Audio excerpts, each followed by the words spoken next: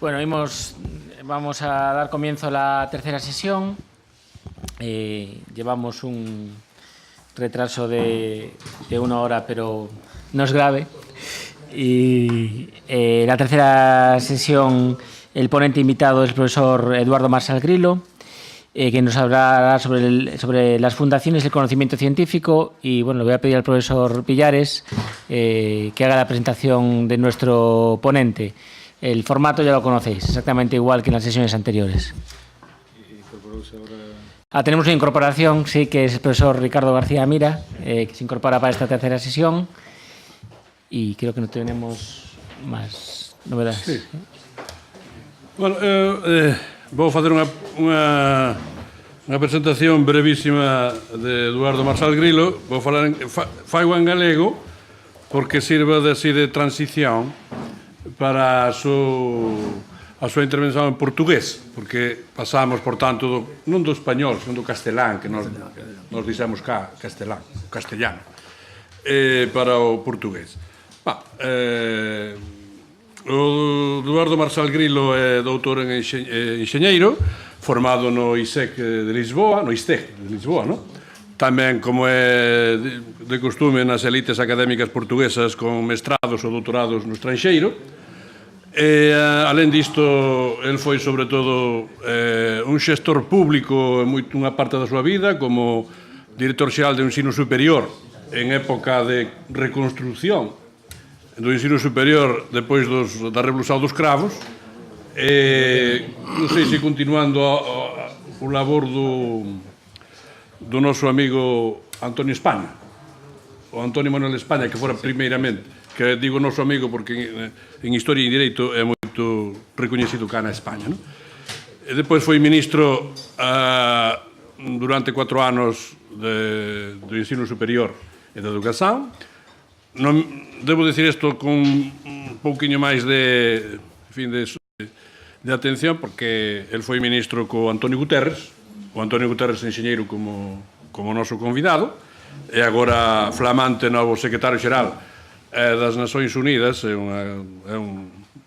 Creo que é un grande suceso, un éxito das elites culturais, políticas e diplomatas portuguesas a alcanzar este nivel. E finalmente, tamén non só por o que xa dixen, senón por o que agora está a desempeñar, forma parte moitos anos da estrutura dos administradores da Fundación Carlos Gulbenkian. É unha fundación que é un referente non só en Portugal, foi en algún tempo moito máis do que o Ministerio de Cultura, o Ministerio da Ciencia probablemente, e na Europa é unha das grandes fundacións tamén, pola súa grande, aportación no ámbito da ciencia, da arte, dos debates tamén de carácter ideolóxico, tamén a súa vinculación co mundo universitario, o mundo da pesquisa. E, por tanto, por todas estas razóns polas que eu personalmente creo que a cátedra Juana de Vega, e non sei se a fundación, que está aquí o presidente, non pode falar no seu nome, que nos folgamos moito como o resto dos convidados en que ter esta experiencia, especialmente de parte portuguesa, porque creo que é a primeira vez que se incorpora un ponente portugués a estes faladoiros, de modo que, caro Eduardo, tes a primacía de ser o primeiro, mais non o último, destes faladoiros que aquí hoxe estamos celebrando. Muito obrigado. Eu queria agradecer muito este convite, foi muito honroso para mim receber o convite para aqui poder fazer uma apresentação e participar no debate. Eu vou falar em português por uma razão simples, é que eu em português consigo dizer o que quero, em castelhano só poderia dizer aquilo que posso. E, portanto, prefiro dizer aquilo que quero. Podia imitar o acento do norte. A Puerto, a Puerto. Eu gostava de me colocar nesta apresentação em duas perspectivas. Uma, do ponto de vista da Fundação, das fundações e da Fundação Gulbenkian em particular, e depois também do lado das universidades. Porque me parece que são os dois, são os dois polos à volta, os dois pilares à volta dos quais este debate tem jogado. A Fundação Gulbenkian como sabem, é uma instituição portuguesa, criada pelo Sr. Carlos de Gulbenkian. O Sr. Carlos de Gulbenkian era um arménio, nascido em Istambul, que veio para a Inglaterra estudar para o King's College, tornou-se um grande magnata, um grande investidor na área do petróleo. A família dele possuía cerca de 50% de um banco em Istambul. Ele depois fez umas aplicações financeiras na parte do petróleo, primeiro com o querosene e depois dedicou-se ao petróleo, e conseguiu, através dos 5%, conseguiu fazer uma fortuna fabulosa, fez uma grande coleção de arte, veio para Portugal. Eu vou ser telegráfico. Veio para Portugal em 1942, durante a guerra, porque os ingleses tiraram-lhe o passaporte inglês quando ele, sendo representante da Embaixada da Pérsia, acompanhou o general Pétain, o Marechal Pétain, para Vichy, e resolveu ir para os Estados Unidos, passou por Lisboa, para digamos, embarcar para os Estados Unidos, apaixonou-se por Lisboa. Eu penso que pela grande semelhança que Lisboa tem em termos visuais com Istambul, com, enfim, o Corno Dourado e o Tejo, aquela coisa toda, apaixonou-se por Portugal e ficou em Portugal entre 42 e 55. Mesmo depois da guerra, não regressou à sua casa de Paris, onde ele tinha a esmagadora maioria da sua coleção de arte, e em 55 morreu e tinha criado previamente, através do seu testamento, tinha criado uma fundação que ficou, sobretudo, com a coleção de arte, que era uma coleção fabulosa, que é hoje o Museu Gulbenkian, e com as aplicações financeiras no petróleo. E, portanto, é um ato de grande filantropia, mas é também um ato de defesa daquilo que ele considerou que tinha feito. Portanto, ele não quis que a coleção fosse desintegrada entre os dois filhos, ele tinha um filho e uma filha, e não quis desfazer o seu império financeiro na área do petróleo. A Fundação tem 4 grandes objetivos, que é a ciência, a educação, a saúde e uma parte que ele chamou caridade, uma espécie de benemerência, a que hoje nós chamamos desenvolvimento social. Enfim, a Fundação tinha um conjunto de rendimentos altíssimos na área do petróleo. Portanto, ele deixou uma verba relativamente pequena na altura, 4 ou 5 milhões, mil milhões de escudos na altura, que era uma coisa relativamente pequena e que se multiplicou ao longo destes 60 anos, de forma que hoje o endowment da Fundação, apesar da crise financeira de 2007-2008, a Fundação ainda tem um endowment total da casa dos 2.700, 2.800 mil milhões de euros. Na área da ciência, aquilo que parece ser um dos temas centrais, e que aqui tem vindo a ser direto ou indiretamente discutido, é o que é que uma fundação deve fazer na área da ciência. E aquilo que ocorreu foi que a Fundação Gulbenkian aparece nos anos 50 num país muito pobre, como era Portugal. Era um país muito atrasado, muito pobre, era um país muito fechado, e o investimento que se faz inicialmente e com grande peso é o das bolsas de estudo. Eu próprio fui bolseiro no final dos anos 60, e a Fundação, em simultâneo, sobretudo quando começou a perceber que ia receber doutorados do estrangeiro e que não tinha instituições públicas para os absorver, criou um Instituto de Ciência, o chamado Instituto Gulbenkian de Ciência, que o José Maria conhece muito bem. O Instituto, portanto, é ainda hoje, uma forma direta da Fundação apoiar a ciência, tendo criado um instituto que nos últimos 20 anos, desde 98, sensivelmente, se tornou um instituto muito específico na área da biologia molecular, enfim, biologia molecular e um pouco que anda à volta, teorias da evolução, uma parte genética. Enfim, é um instituto com uma banda larga, tem cerca de 40 grupos de investigação, e no qual a Fundação despende anualmente entre 7 a 7,5 milhões de euros. Tem um diretor, tem uma Management Commission, que está por cima do diretor, e que reporta ao Conselho de Administração da Fundação Gulbenkian. A grande questão que ainda hoje ou melhor, as duas grandes questões que se colocam num instituto destes são, uma fundação como esta, é o seguinte.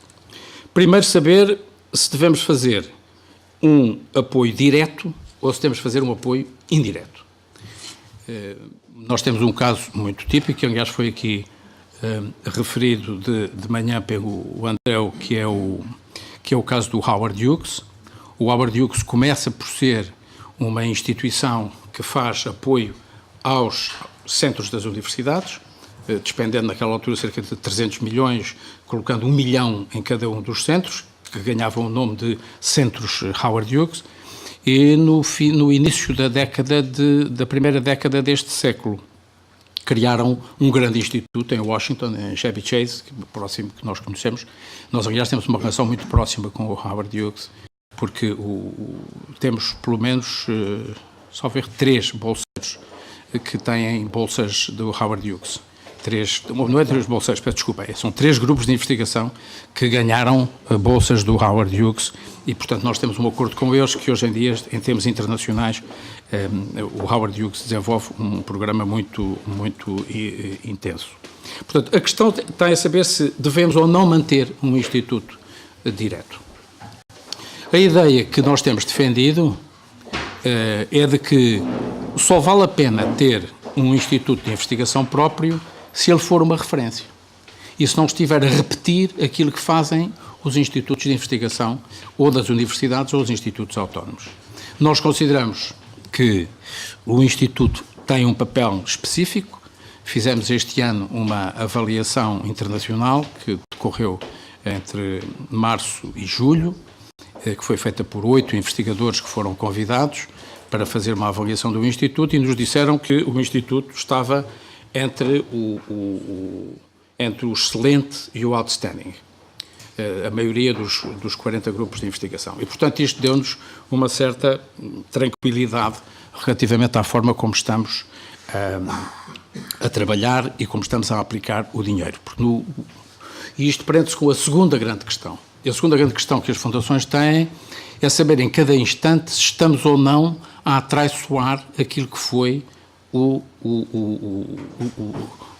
a vontade do fundador. Porque a vontade do fundador manifestou-se em 1955, o mundo evoluiu radicalmente de 1955 para hoje e, portanto, é necessário ir encontrando ao longo do tempo, num debate permanente, sobretudo com a sociedade, perceber o que é que nós devemos fazer, qual é o tipo de atividade que devemos fazer. Portanto, isto resulta a Fundação, no fim destes 60 anos de vida que tem, a Fundação é uma fundação atípica, portanto, é uma fundação que mistura muito a atividade direta com a atividade de grant giving, uma atividade direta que trouxe à Fundação um peso de encargos com o pessoal altíssimos. A Fundação tem uma orquestra, tem 2 museus, tem um coro, tem uma biblioteca de arte e tem um instituto com bem-quer de ciência. Tem cerca de 500 funcionários e tem um plano de pensões muito generoso que resultou de uma negociação feita durante a Revolução.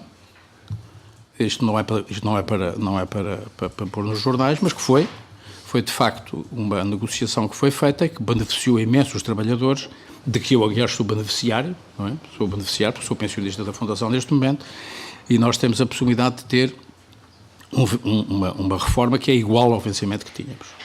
Portanto, isto é um privilégio imenso, que custa, em português, se me permitem o termo, uma pipa de massa. Custa uma pipa de massa.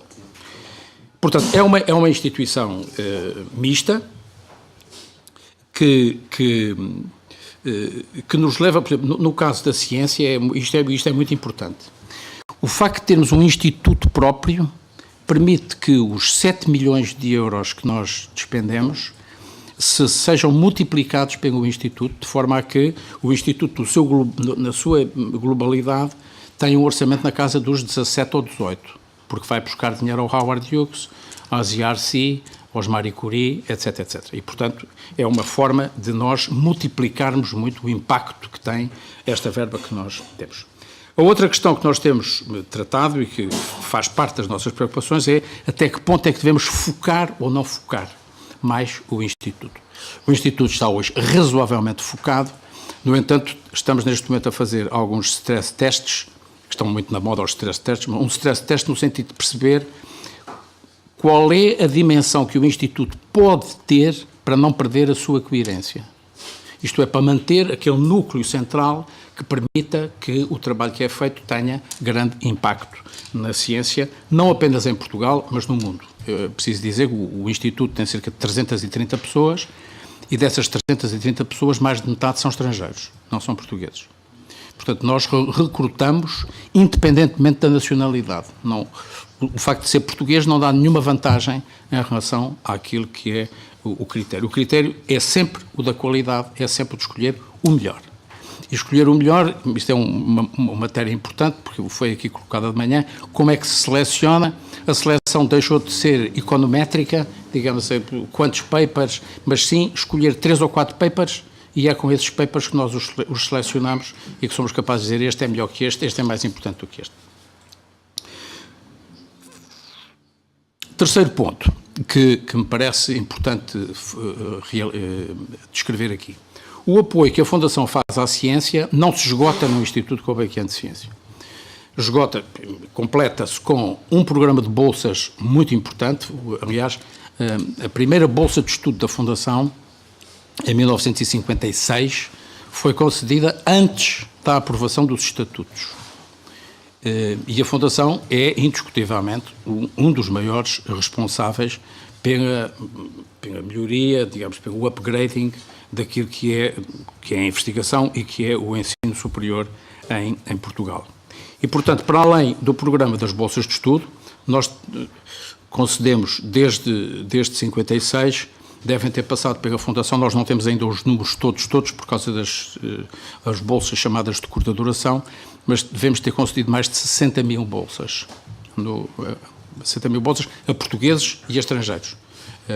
Porque temos também bolsas para os países da CPLP, dos PALOP, e na área das ciências humanas, também para europeus e para europeus de leste, sim, ou italianos ou espanhóis, temos tido bolseiros de muitas nacionalidades. Um programa muito importante e que foi aqui referido de manhã é o da renovação dos quadros das nossas universidades. Temos um programa que mantivemos durante algum tempo, em que dávamos um incentivo ao próprio e à instituição para poderem contratar gente para professores auxiliares, portanto é o primeiro grau depois do doutoramento, e que não distinguia entre portugueses e estrangeiros, mas procurámos que isso trouxesse alguns dos portugueses que se tinham doutorado fora e que estavam em universidades estrangeiras. Também temos feito, e fizemos aí, fomos muito inovadores, que foi no lançamento de programas de doutoramento. O primeiro programa de doutoramento foi feito em 1992, foi um programa na área da biologia e da medicina, que depois foi, em certa medida, replicado noutras universidades e nós apoiámos esses cursos feitos por outras universidades. Esta questão dos talentos é uma questão que nos preocupa muito, aliás, fizemos um trabalho aqui há 2 anos com uma instituição que tinha feito para a Catalunha e para a Espanha o chamado Talento Espanha, não é? O Espanha Talento, que em Portugal se chama Portugal Talento, e que procurou identificar quais eram as áreas em que importava trabalhar para incentivar os talentos, para ajudar a formar os talentos e para usar os talentos, digamos, para que os talentos possam ser utilizados, sobretudo, na área das empresas, que é onde eles acabam por ter a sua atividade.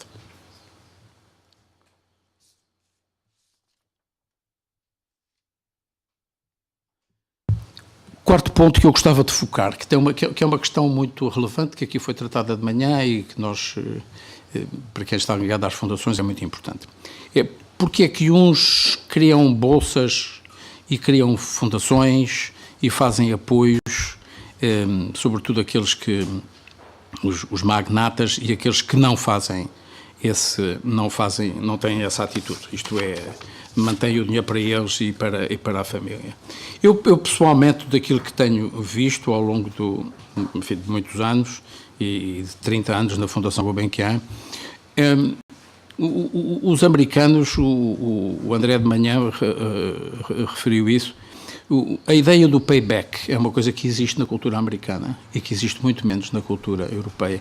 Aquilo que aqui foi citado de manhã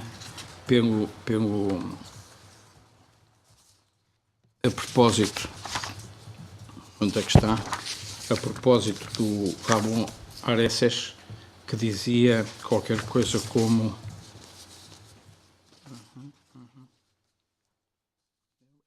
O que tinha em castelhano e que eu gostava de ler, porque eu acho que é muito relevante, que é quando se diz... Peço desculpa pelo atraso. É que se diz devolver a la sociedade parte de lo que ela me ha dado adelantado. Isto não é uma coisa muito europeia. Não é uma coisa muito europeia. É uma coisa muito americana, mas não é muito europeia. Os europeus queixam-se muito. Eu recordo numa reunião de ministros do Conselho Europeu em que se falou muito no fundraising. Eu sou um grande adepto do fundraising e já direi qualquer coisa sobre o fundraising. E a ministra dinamarquesa, que é aliás agora comissária, dizia, mas como é que é possível pedirmos dinheiro às pessoas se as pessoas pagam 55% ou 56% de impostos? Com impostos altíssimos. Portanto, é muito difícil convencer também as pessoas na Europa, sobretudo os alumni, que são aqueles que mais contribuem para os endowments americanos, convencê-los a dar qualquer coisa.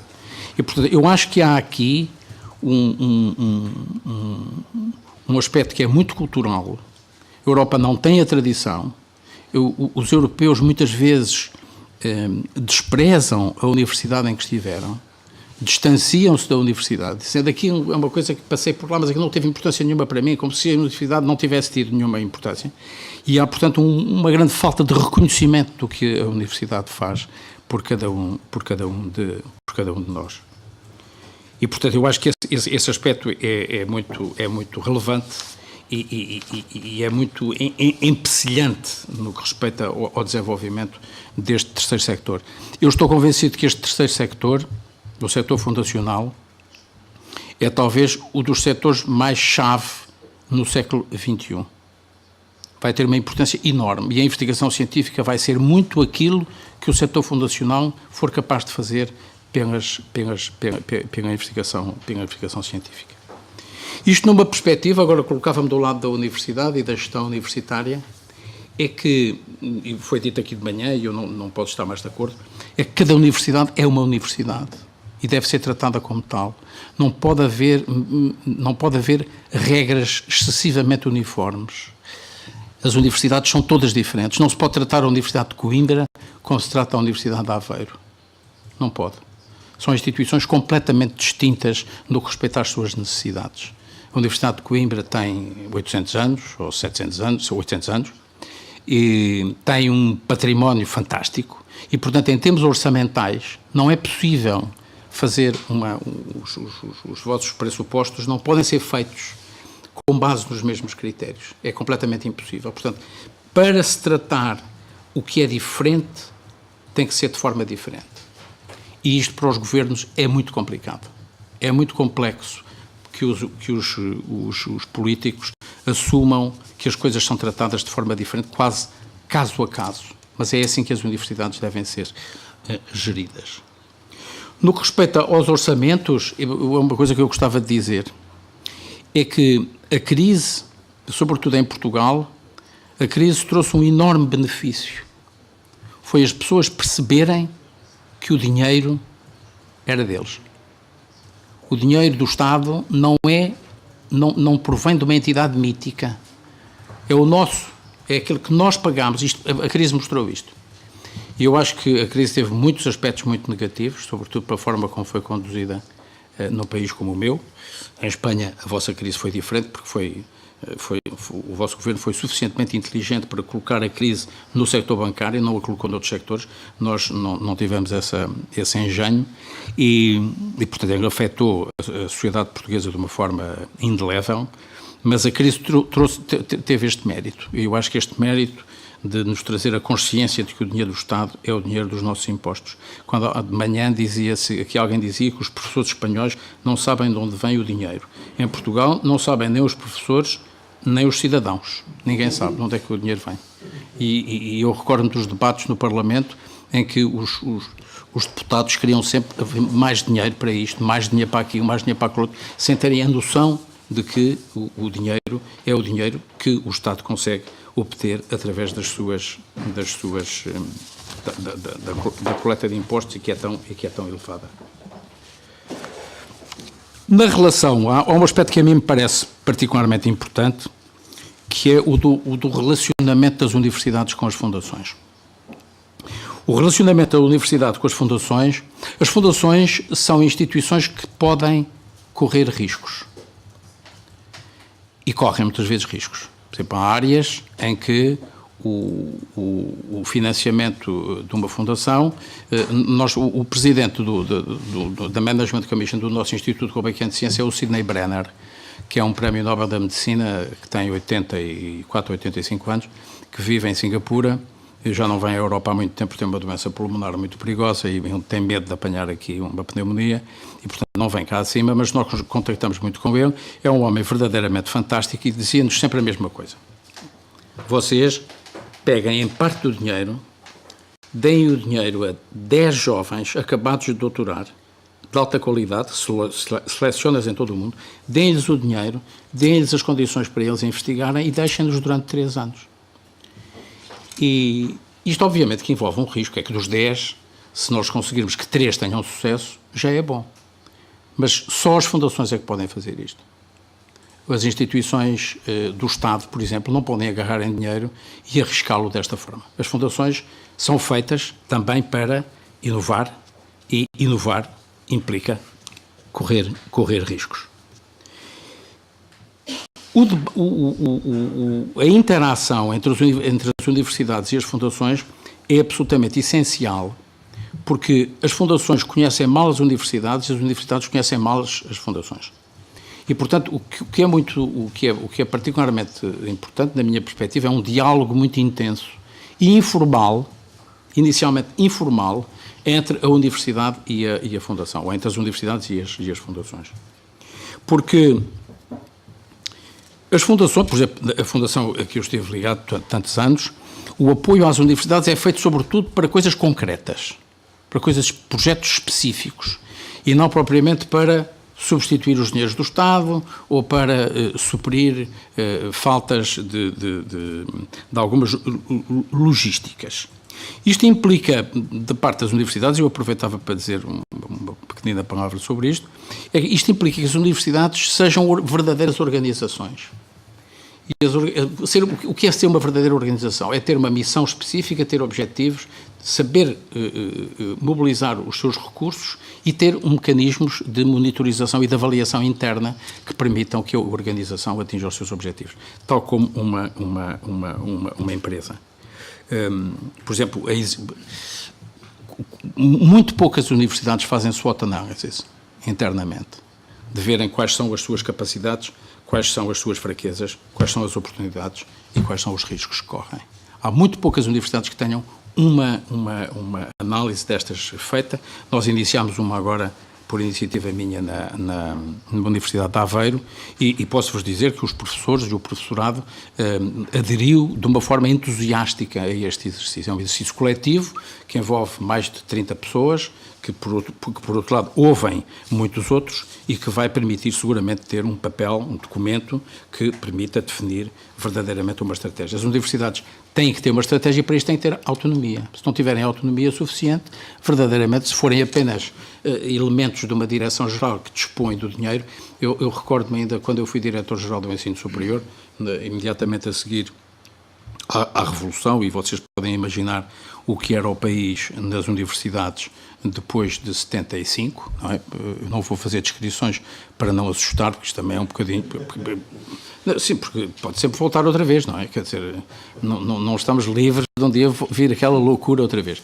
Eu lecionava no técnico nessa altura, no Instituto Superior Técnico, e quando fui diretor-geral, as chamadas novas universidades, que era o Minho, a Universidade Nova, Aveiro, etc., o diretor-geral tinha na sua mão uma coisa que se chamava uma dotação comum, de onde saíam os orçamentos. E eu decidia o que é que ia para o Minho, o que é que ia para Aveiro, o que é que ia para a Nova, o que é que ia para Évora, o que era um poder inacreditável. Ainda por cima eu tinha 35 anos nessa altura. Eu, hoje em dia, quando olho para os miúdos com 35 anos, digo como é que é possível eu fazer aquelas coisas todas. Mas isto significava um centralismo louco, não é? Que hoje se perdeu completamente. Hoje em dia a Universidade Portuguesa é muito diferente do que era naquela altura, até porque tem uma massa crítica que não tinha, não é? Quer dizer, eu quando me doutorei em 1973, nós no técnico éramos 34 doutorados. Hoje o técnico tem 1.100 doutorados. 5 minutos. Sim. Eu depois o resto digo depois. 7, 8. O fundraising. Eu acho que o fundraising é talvez uma das áreas em que a Europa está mais atrasada em relação aos Estados Unidos. Muito mais do que em relação a decalagem em relação às fundações é muito alta. O fundraising a diferença é abissal. O André de manhã referiu aqui as 400 universidades de investigação e referiu os números dos endowments de Harvard e de Stanford e de Berkeley, que são razoáveis, 37 mil milhões, e mesmo Berkeley, que tem 4 mil milhões. Aliás, os Estados Unidos, poderá confirmar isto, os Estados Unidos hoje têm cerca de 200 instituições universitárias públicas com endowments superiores a 2 mil milhões de dólares. E isto significa um trabalho muito profissional de fundraising. Os europeus fazem o fundraising um bocadinho como vamos almoçar com o tipo e depois a gente no almoço, a gente consegue... Não, isto não se faz com almoços. Os almoços também fazem parte. O fundraising é uma atividade profissional com um gabinete de gente muito profissionalizada. Eu recordo-me que quando visitei a New York University... Não, peço desculpa, a Rockefeller University, que é parceira nosso na área da biologia molecular, o presidente, que depois teve um gravíssimo problema e teve que resignar, tinha 15 pessoas profissionais a trabalhar em fundraising. Tinha 15 pessoas profissionais a trabalhar com a fundraising. Portanto, eu acho que os europeus têm que perceber isto muito bem, de que o fundraising não é uma atividade, digamos, de poder ser desenvolvida como uma espécie de um hobby, uma espécie de uma coisa que se faz para além de... Não, é uma atividade fundamental das universidades. E vai ser cada vez mais, porque cada vez vão ser mais as necessidades e cada vez nos próximos anos vai haver menos dinheiro para a investigação e menos dinheiro para as universidades. Um aspecto que eu referi aqui, o meu nono ponto, eu vou ser muito rápido, que é o acordo que nós temos com o Howard Hughes. O Howard Hughes ficou muito impressionado o ano passado. O Howard Hughes é dirigido por um coreano, só ver neste momento, um americano de origem coreana. E chegaram à conclusão de que, depois da China, Portugal era o país que tinha, em termos percentuais, o país que tinha mais bolseiros do HHMI, do Howard Hughes Medical Institute. E resolveu ir a Portugal. Fez uma visita, gostou muito de conversar connosco e no final propôs-nos que nós fizéssemos um acordo com eles e hoje temos um acordo com eles à escala internacional para apoio, em que nós temos uma pequena parte daquilo que é o apoio que eles fazem. Aqui na investigação, uma nota penúltima, que é a do papel que devem desempenhar os jovens investigadores. Eu já há bocadinho referi o conselho do Sidney Brenner quanto a escolher doutorados muito jovens, porque é aí que está verdadeiramente a inovação. A inovação vem dos jovens. É nos jovens, é naqueles ali entre os 30 e os 40 anos. Não são os grandes consórcios que fazem as grandes descobertas em muitas matérias. Estou a falar sobretudo na área das ciências da vida, da medicina, da biologia molecular, etc. É talvez uma das áreas, o José Maria é um especialista nessa área e sabe que é nos jovens que nós devemos colocar grande parte do nosso investimento. Uma última questão, peço desculpa, não, uma penúltima questão, é a questão do apoio à investigação fundamental ou à investigação aplicada. Os políticos percebem mal esta coisa da investigação fundamental.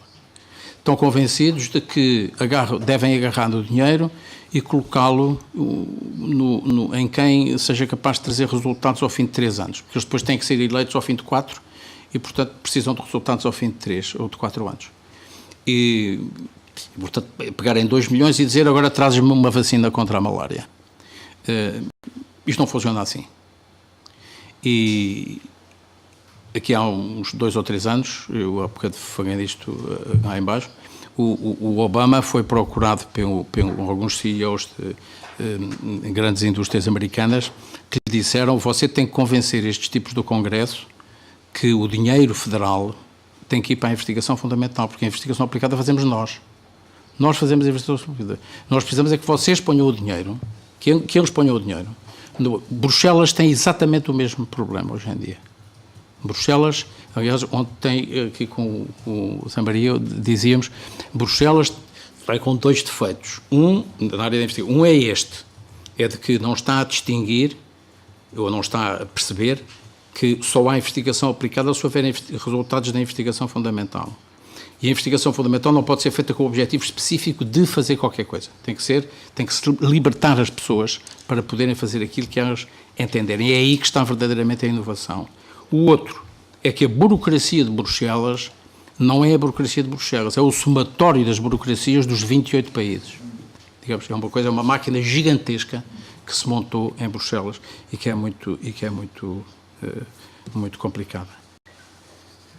Parece-me importante referir um ponto que foi aqui tocado quando se falou das reformas em Portugal e da comparação com a vizinha Espanha. A ideia que eu tenho é de que houve talvez 2 ou 3 momentos importantes em Portugal nos últimos anos, nos últimos 20 anos. Um foi a introdução das chamadas propinas, portanto, o que vocês chamam taxas, não é? Das taxas. E depois a política que se seguiu na área da avaliação da investigação e mais tarde a criação do novo regime jurídico das instituições de ensino superior. E aqui houve um facto que para mim foi muito relevante, que foi a entrada nos conselhos gerais das universidades de elementos do exterior. Eu fui sempre um defensor, na altura o Primeiro-Ministro consultou-me, eu já não estava no Governo, consultou-me sobre o que é que eu achava e eu disse que eu acho que nos Conselhos Gerais os elementos do exterior devem estar em maioria relativamente aos do interior. Não foi assim por razões táticas de negociação com os próprios professores, senão os professores tinham-se revoltado por verem os elementos externos, mas a presença dos elementos externos nos Conselhos Gerais é muito enriquecedora para a Universidade. A Universidade enriquece muito com a posição dos elementos vindos do exterior. E, portanto, esta relação com o exterior, a Universidade abrir-se cada vez mais, a Universidade, quanto mais autónoma for, maior é a capacidade que tem para interagir com o exterior. E maior é a capacidade que tem também para agir nas redes internacionais. Os europeus não serão capazes de ultrapassar estes problemas que têm aquilo que se chamava a União Europeia, que já não é bem a União Europeia, é uma coisa um bocadinho mais... É uma espécie de clube alemão, não é? É um clube alemão com os tipos a fazer aquilo que os alemães querem, não é? Quer dizer, não é bem a União Europeia. É um bocadinho como foi a EFTA, não é? A EFTA era um clube inglês, não é? Que se opunha ao mercado comum. Agora os alemães estão a criar uma coisa que é o seu clube, mas a coisa não lhes está a sair completamente bem, da minha perspectiva. Vamos ver o que é que isto vai dar.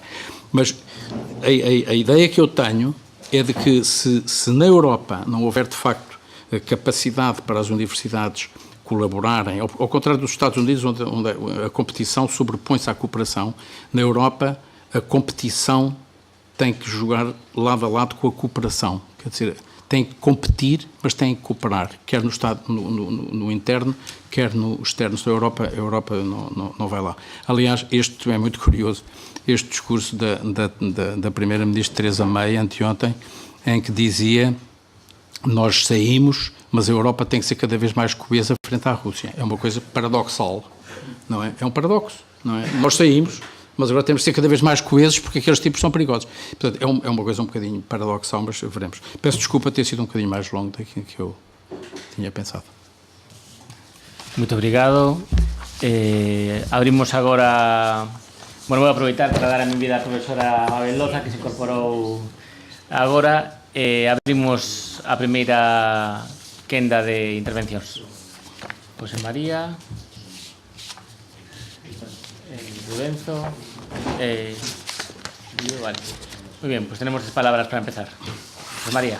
Bueno, yo quisiera destacar una frase que tú has pronunciado en el más canónico portugués y que yo traduzco como ayudar significa arriesgarse.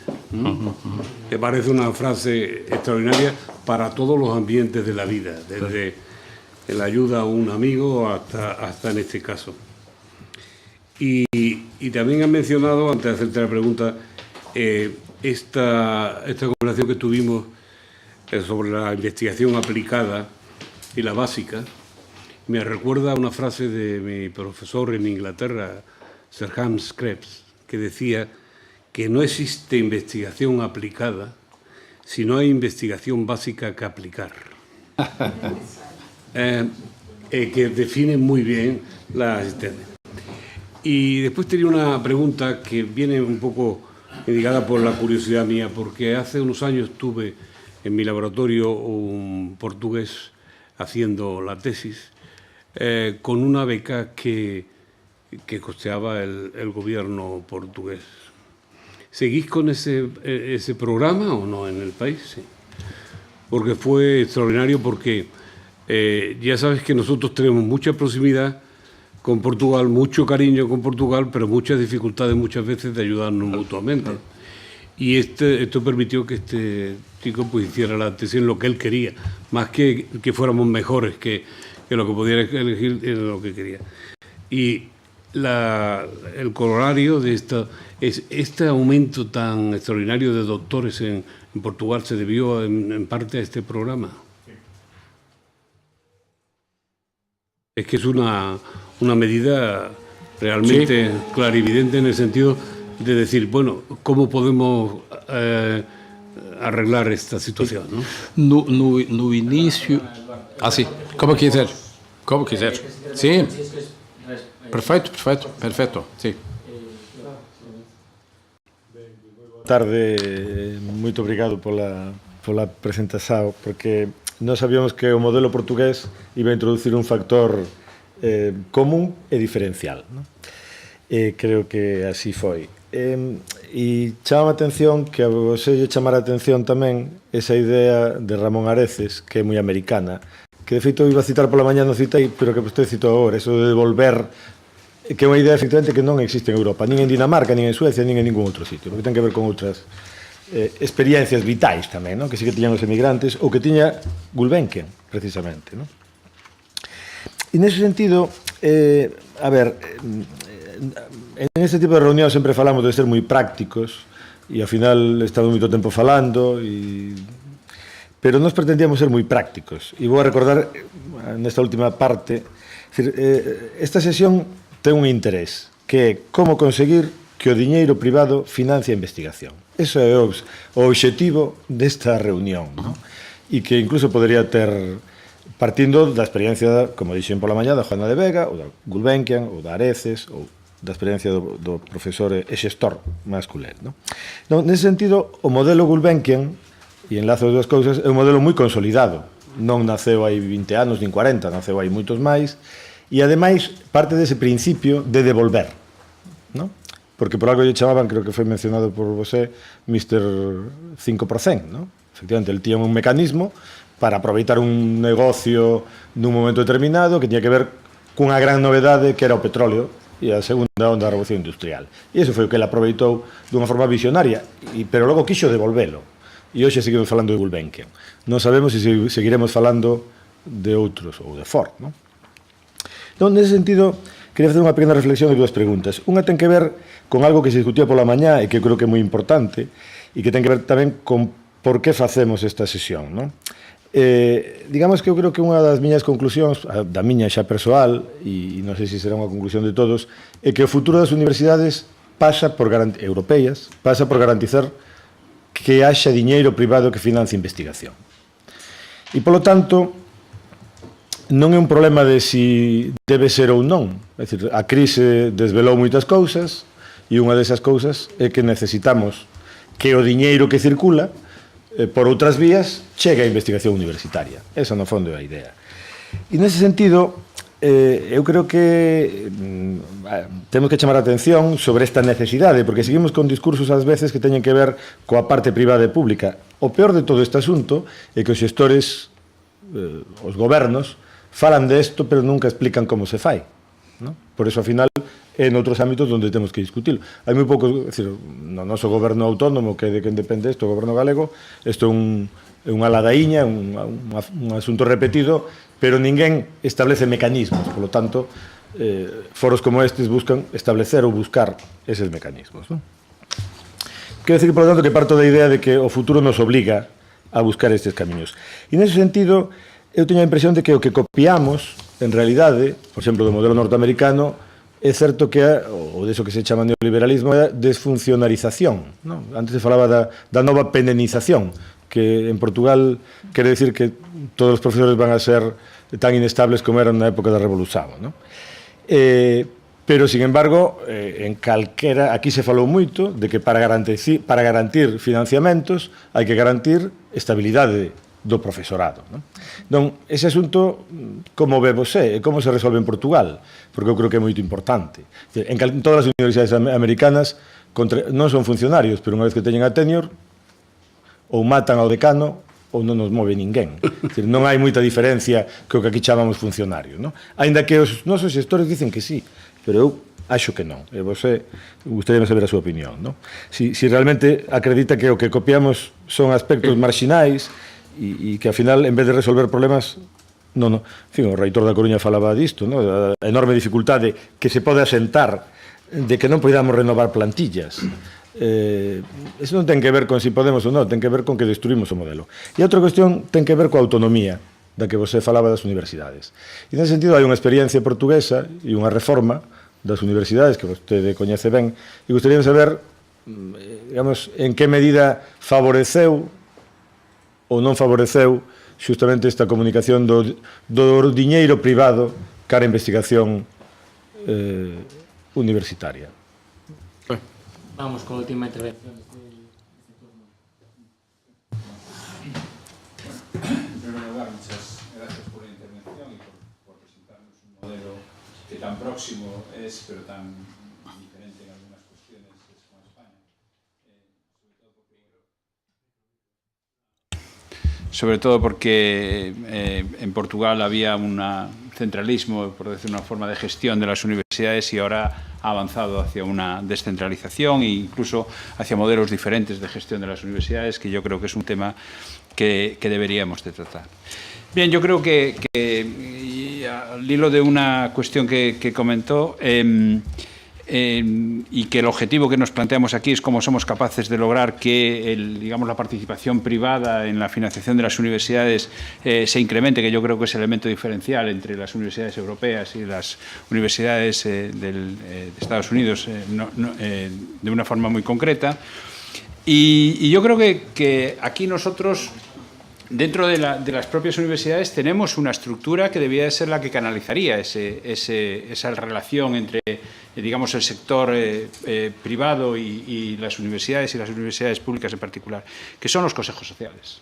Nosotros tenemos el máximo órgano de gobierno de las universidades, son los consejos sociales, que debe de ser algo similar a los consejos SERAIS que comentabas en las universidades portuguesas, en donde ahí la universidad está claramente en franca minoría. Es decir, la universidad solamente tiene 3 representantes institucionales más 2 que se eligen de los estamentos, es decir, tiene 5 sobre un total de 25 o 26 miembros donde están representadas todas las instituciones. Y yo tengo la idea de que esos consejos sociales, aunque se les ha dado más competencias, no cumplen más que una competencia de fiscalización de lo que está haciendo la universidad internamente. Es decir, es la que aprueba los presupuestos, es la que hace las auditorías en el caso de según qué universidad, y sin embargo yo creo que no están sirviendo para canalizar esta relación entre la universidad y la sociedad en la que está. Y yo creo que ese es el ámbito natural en donde debía de establecerse esa colaboración. Pero yo creo que es una estructura fallida, por lo menos por la experiencia que yo tengo en la universidad, aunque tengo que decir que nosotros tenemos la suerte de que tenemos un presidente del Consejo Social en este momento que ha trabajado y trabaja para que la relación con él es secretario general de Inditex y trabaja para que la relación entre la Universidad de La Coruña y Inditex sea una relación en este momento privilegiada, ¿no? Por lo tanto, no es una crítica a mi Consejo Social en concreto, pero sí en generalidad. Entonces, yo creo que algo, y sobre todo porque esta mañana hablábamos de gobernanza y una de las cuestiones que se basa es que la solución es que los consejos sociales tengan más papel a la hora de elegir el rector, es una de las fórmulas que se pone encima de la mesa. Entonces, yo me gustaría que nos dijeras si en el caso de Portugal los consejos sociales o los consejos SERAIS sí que cumplen esa misión de intentar canalizar hacia las universidades aportación de la sociedad civil, ¿no? Y sobre todo de los poderes económicos de la sociedad civil. Sí. Agora? Muito obrigado por estas notas, estas 4 intervenções. Começando pela primeira, e relativamente ao movimento e o número de doutores que se multiplicou de uma forma absolutamente extraordinária. Em 1990, faziam-se no país cerca de 90 doutoramentos por ano. Hoje fazem cerca de 2.400. Houve um salto enorme,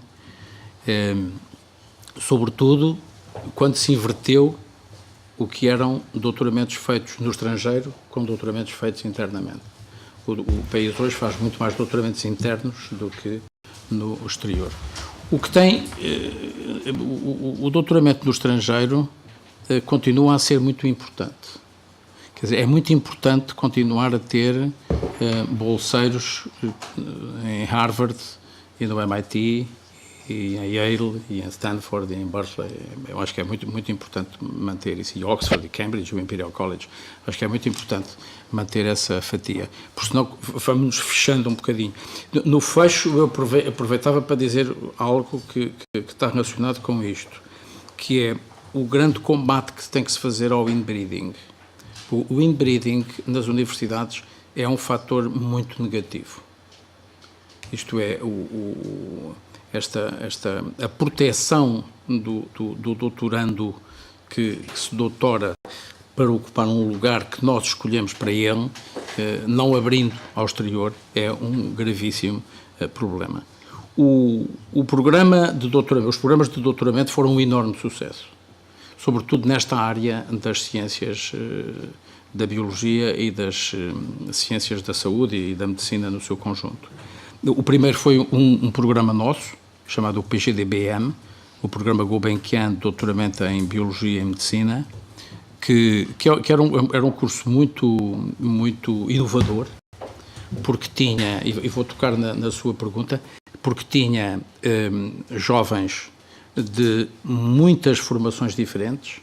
Por exemplo, para um curso para Biologia e Medicina, tivemos, por exemplo, um engenheiro eletrotécnico, demos-lhes um ano de homogeneização em Oeiras, que é a sede do Instituto, e depois foram atirados para universidades fora.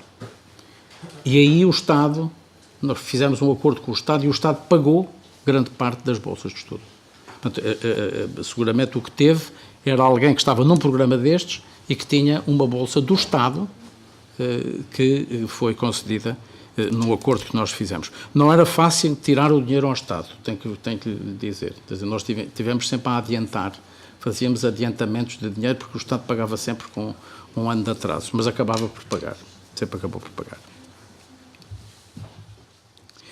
A ideia de trazer dinheiro privado, eu penso que é uma ideia virtuosa e como nós dizemos, com pernas para andar, não é? Tem a possibilidade. Agora, exige muito trabalho. Exige muito trabalho. Em primeiro lugar, o fundraising é uma atividade complexa. Exige grande profissionalismo. Exige um grande conhecimento da realidade. E exige, sobretudo, um diálogo muito intenso com os interlocutores certos. A Espanha tem seguramente muito melhores condições para um fundraising do que Portugal. Portugal tem neste momento 280 mil empresas. Portanto, é uma pequena economia. Das 280 mil empresas, cerca de 98% são médias, pequenas ou micro. Empresas com menos de 3 pessoas. Portanto, aqui não vale a pena fazer fundraising nenhum, não é? Não se pode fazer fundraising a uma microempresa que tem o proprietário, a mulher e um funcionário. Não é possível sequer abordá-lo, não é? E, portanto, a massa crítica portuguesa é muito pequena, é muito curta. Por outro lado, temos um fator que é um fator muito negativo. As qualificações médias dos empresários portugueses são baixíssimas. Os empresários portugueses, a média de formação é entre 9 e 12 anos. Portanto, têm uma formação no limite inferior. E, portanto, não é fácil mobilizar estas pessoas. A universidade, para muitos deles, é uma entidade, digamos, obscura, não é? Obscura, longínqua, e não lhes diz nada. A credibilidade são os doutores, os engenheiros, mas tudo afastado. É mau quando têm que tratar com o médico e é pior ainda quando têm que tratar com o advogado, não é? Portanto, defendem-se. Agora, é onde está verdadeiramente a capacidade financeira hoje, é no setor privado, porque o setor privado é que cria riqueza. E, portanto, a ideia que eu tenho é que são duas... O que é que a universidade pode e deve fazer? Na minha ideia é organizar-se internamente de forma a poder mostrar, sobretudo, aquilo que faz de bom. Porque, por exemplo, peço desculpa aos senhores reitores, os reitores em Portugal, eu já lhes disse isto variedíssimas vezes porque tenho grande confiança com eles, os reitores aparecem normalmente na comunicação social pelas más razões. É porque não têm dinheiro, é porque o orçamento é curto, é porque têm problemas no financiamento, é porque têm problemas no recrutamento, é porque têm falta disto, falta daquilo, falta daquilo outro. As universidades não podem aparecer por ou aos olhos das pessoas, não podem aparecer por estas razões. Têm que aparecer por outras. Têm que aparecer a dizer, nós fazemos isto, nós sabemos fazer isto, nós sabemos como é que isto se faz. Está aqui um estudo que mostra, por exemplo, um aspecto que a mim me parece muito importante é que pouquíssimas universidades são capazes de pegar num problema central, a imigração, o terrorismo, a pobreza, a paz, são os problemas que preocupam as pessoas, e fazer um estudo e oferecê-lo à sociedade. Não fazem. Porque a Faculdade de Economia tem dificuldade em lidar com a tecnologia, e dificuldade com a sociologia, e dificuldade com a filosofia, e portanto, não há... A universidade que tem uma capacidade imensa para cruzar, não usa. Não usa isto porque, como se diz em Portugal, a universidade está cheia de pequenas capelas, não é? Cada um tem a sua, não é? Eu tenho a minha, tu tens a tua, tu conseguiste dinheiro, eu não consegui, e, portanto, estou a falar com universitários, para sabem bem aquilo que eu estou a dizer. Isto é o pão nosso de cada dia. E, portanto, eu acho que o diálogo é fundamental. O mostrar o que é que se faz, acho que é absolutamente essencial que a universidade apareça pelas boas razões, com marketing. Não custa, faz-se marketing. A universidade tem que fazer marketing. Não é publicidade enganosa. Não é publicidade enganosa. É marketing no melhor sentido do termo, como fazem as empresas. E depois montar o fundraising e saber... E o fundraising, por exemplo, a London School of Economics, o maior contribuinte para o fundraising que a London School of Economics fez são os americanos. Americanos. Foi feita uma grande campanha nos Estados Unidos para a London School of Economics. Portanto, é preciso ter grande capacidade para fazer isto, obviamente, mas é preciso perceber onde é que nós podemos atacar. Portanto, eu acho que o dinheiro privado pode ser canalizado das mais diversas formas, por vezes com algum insucesso. Por exemplo, o governo português, há relativamente pouco tempo, aqui há uns meses atrás, lançou um programa de apoio ao recrutamento de PhDs, de doutorados, por parte das empresas, e foi um enorme insucesso, porque as empresas não querem os doutoramentos, não querem os doutorados lá dentro. Os doutorados vão perturbá-los, enquanto que o doutorado dentro da empresa tem a enorme vantagem de ser um grande interlocutor para as universidades, porque tem uma linguagem em que é possível identificar muitas coisas. Falou na estabilidade do professorado. Eu acho que mais do que a estabilidade do professorado é a estabilidade dos investigadores, de quem faz a investigação. E aqui é preciso ter um grande equilíbrio entre duas coisas. Criar uma situação em que o investigador se acomoda, isto é, deixa de ser um elemento ativo e passa a ser apenas um funcionário, e aquilo que é o outro lado da moeda, que são os jovens que estão desejosos de fazer coisas. E, portanto, há aqui uma espécie de um trade-off entre uma coisa e outra, e é preciso ser muito cuidadoso nisto. Porque se faz, por exemplo, se acaba com os contratos de 3 anos e passa tudo para contratos vitalícios, enfim, até à reforma, isto pode matar completamente a investigação. Agora, para os europeus, em Portugal pelo menos, a ideia de uma tenure, portanto, a ideia de uma situação estável e de um contrato para a vida, é uma grande ambição das pessoas. É como ter uma casa, não é? A pessoa mete-se lá dentro e depois fica ali o resto da vida. Não é? Fica ali o resto da vida, quieto. Não é? E, portanto, é preciso ter... politicamente, é talvez a questão mais sensível que nós temos hoje em dia. Por outro lado, os jovens estão a perceber que não vão ter empregos para a vida. Grande parte deles. Já perceberam que vão ter que andar de um lado para o outro. Vão ter que mudar de Portugal para a Espanha e de Portugal e depois na Suíça, depois se calhar têm que ir à Índia não sei quanto tempo, e depois fazem uma coisa no Rio de Janeiro e depois levam a Segurança Social atrás e recebem o dinheiro e depois aplicam. Eles já não têm... Por exemplo, a minha mentalidade é completamente diferente da destes. O meu filho, que tem 48 anos e trabalha numa grande multinacional, que é a Johnson & Johnson, e que oscila entre Lisboa e Milão, tem um bocadinho esta mentalidade. Quer dizer, tem um contrato e vai andando. Pronto. E já recebeu 2 seguranças sociais de 2 sítios onde esteve, e depois juntou, e depois não sei onde. Eu era incapaz de fazer aquilo, na idade dele, absolutamente incapaz. Porque queria ter uma coisa mais para mim. Portanto, o que chamou o renovar as plantilhas, não é? Que foi o termo que utilizou, eu percebo que se tenha que renovar. Agora, não pode é dizer assim, estão aqui uma série de investigadores que têm contratos precários, têm uma beca, e vamos transformá-los em funcionários fixos. Eu penso que isto pode-se correr riscos muito, muito, muito grandes. Na autonomia, referiu o tema da autonomia e até que ponto é que a autonomia das universidades portuguesas foi reforçada.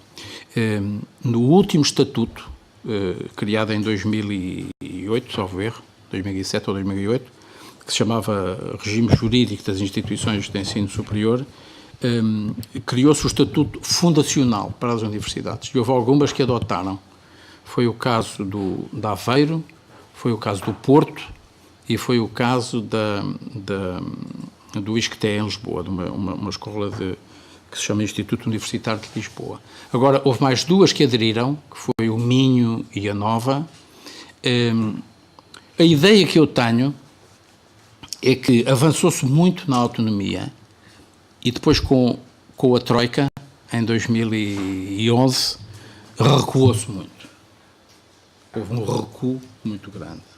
No entanto, este governo atual, que tem umas características muito especiais, é um governo heterodoxo, para não dizer outra coisa, e um bocadinho atípico, não é, relativamente a nós, mas eles não vão entrar na política espanhola porque é diferente da nossa. No caso da nossa, não é, o Bloco e o PC, um dos nossos grandes comentadores dizia na semana passada que o Partido Socialista Português tinha conseguido domesticar, como se faz aos bichos, domesticar, faz aos animais, o PCP e o Bloco de Esquerda. Não sei se eles estão completamente domesticados, mas estão pelo menos com uma linguagem muito diferente daquilo que era anteriormente. Mas poderá ser, o atual governo está empenhado em retomar aquilo que era o caminho de uma maior autonomia das instituições.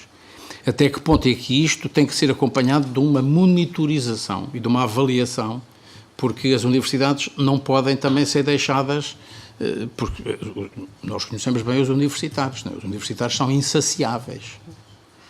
São insaciáveis. Como insaciáveis é preciso pôr algumas baias nisto, alguns conjuntos. Aqui, relativamente à posição dos conselhos sociais e esta colaboração com as empresas, o Conselho Social é muito diferente dos nossos Conselhos Gerais. O Conselho Geral é um órgão também de reflexão sobre o interior da universidade e não tem como missão a relação com o exterior. As pessoas que estão no Conselho Geral estão a título exclusivamente individual. Ninguém representa nada.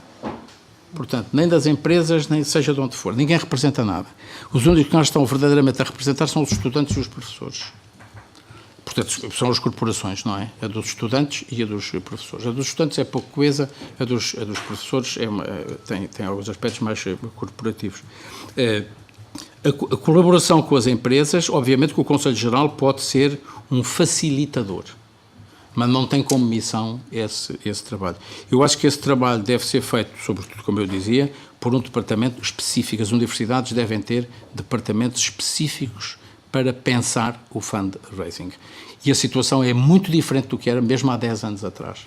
Há 10 anos atrás, muitos reitores em Portugal olhavam para o fundraising como uma atividade muito periférica e hoje entendem-na como uma atividade centralíssima, porque já perceberam que o dinheiro do Estado nunca vai chegar, isto é, o financiamento público nunca vai chegar, mas também nunca vai chegar para as necessidades, obviamente. Agora, o que também temos que perceber é que, e foi referido aqui de manhã, a ideia do match fund é fundamental. Quer dizer, se um governo puder dizer aos doadores, aos dadores, que por cada euro que eles põem, o Estado põe 50 cêntimos ou põe 1 euro, ou põe 2, enfim, faz um match, isto é um grande incentivo para quem é doador. Vamos começar uma segunda agenda e alguma palabra de vida. José Luis, Ricardo, Luis, Ricardo. Sí, bueno, obrigado. Bueno, voy a hablar en castellano porque mi experiencia hablando con portugueses es que me entienden mejor en castellano que cuando hablo en gallego, o sea que casi como quieres. Primero voy a aprovechar que salió aquí el debate sobre básico y aplicado, salió varias veces ahí, voy a comentar un poco mi visión sobre eso y además introducir dos nuevos binomios que creo que pueden ser interesantes. Alguno también salió. Decía Pasteur que realmente no existe ciencia básica ni aplicada, que había ciencia y aplicaciones de la ciencia, ¿no? Yo creo que lo que hay es ciencia buena o ciencia mala, o regular. Y lo de básico y aplicado es algo que se lo inventarán algunos, sobre todo gente que hace política científica y que ve que a lo mejor determinadas cosas pueden tener mejor venta, pero realmente yo no creo en esa diferencia.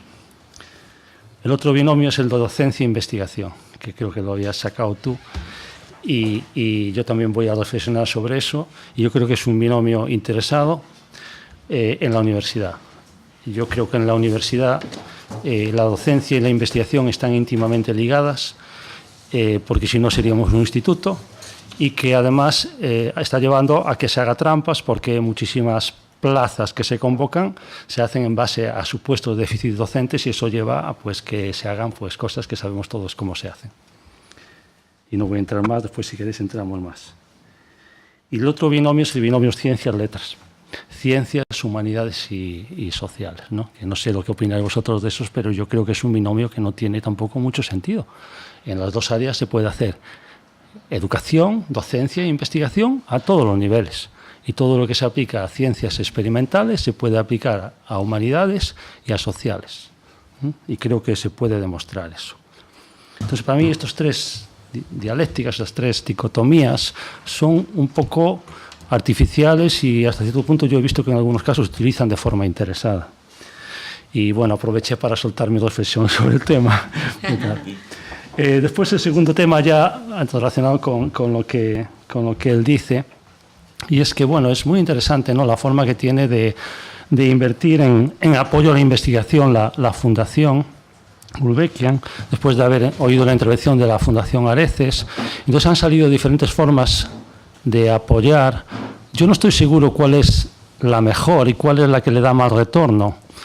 Si es mejor hacer un centro de investigación como hizo la Gulbenkian, becas, proyectos, pero hay un tema que probablemente Andreu puede comentar algo al respecto si después sale, que es muy común en Estados Unidos, que es el tema de las chairs, las cátedras. Que es un tema que creo que no ha salido aquí, que es una forma muy común. En Estados Unidos es muy, muy habitual. Y que...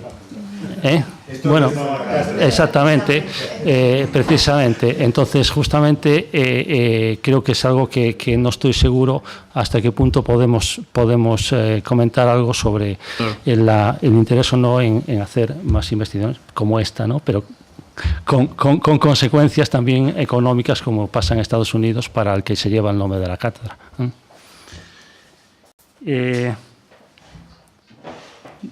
Después tengo aquí...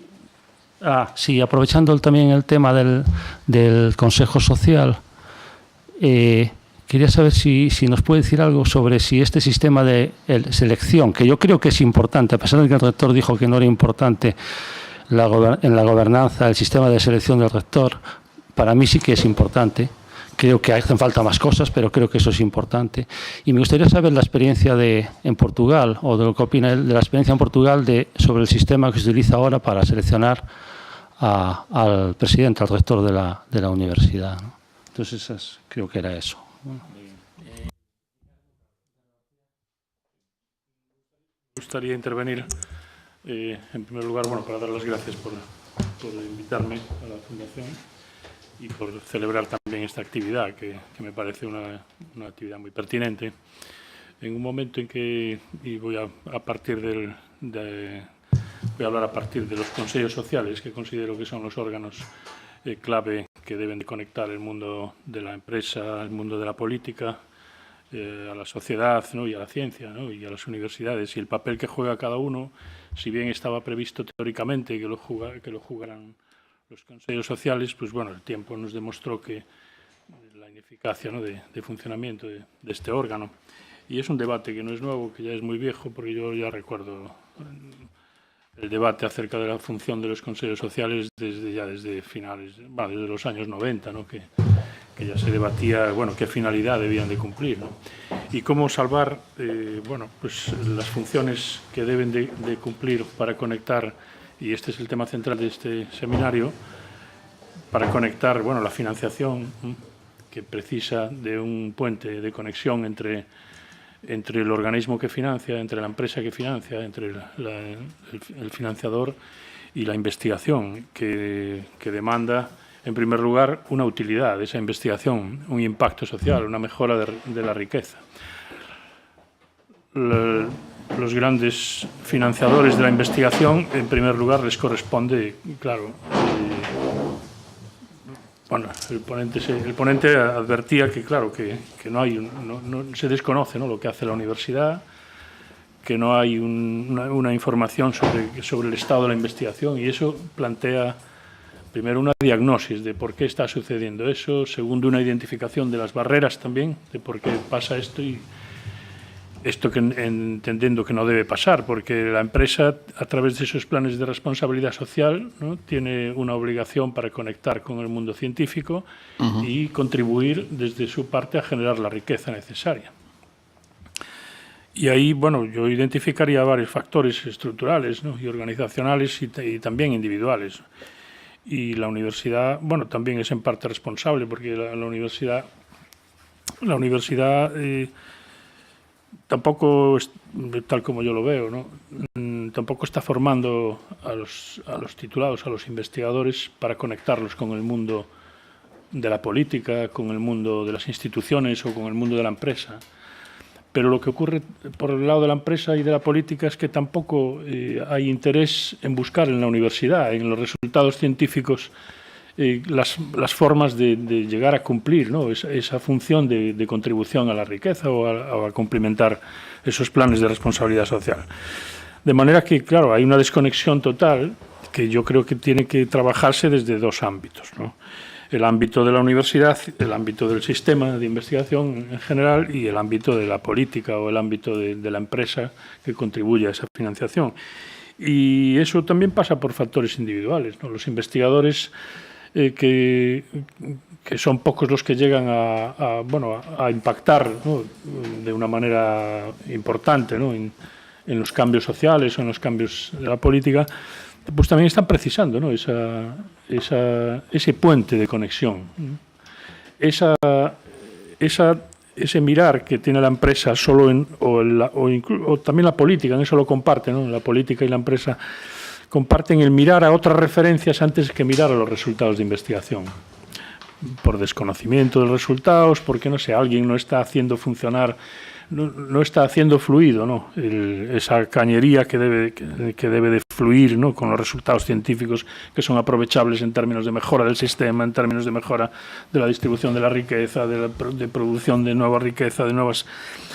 En fin, yo creo que hay factores macro y factores micro, ¿no?, que hay que considerar, pero sobre todo, vamos, estos puentes que son los que dan sentido, o los que darían sentido al Consejo Social de la Universidad, más que estar... Porque claro, el Consejo Social de la Universidad actualmente es un órgano en el que se sientan representantes del Parlamento, representantes del mundo de la empresa, representantes de otras fundaciones importantes, financiadores de la propia universidad, pero bueno, a ocupar y como mucho a diseñar algún estudio para complementar un poco el bajo presupuesto del que están dotados, pero no hay un verdadero entendimiento, ¿no?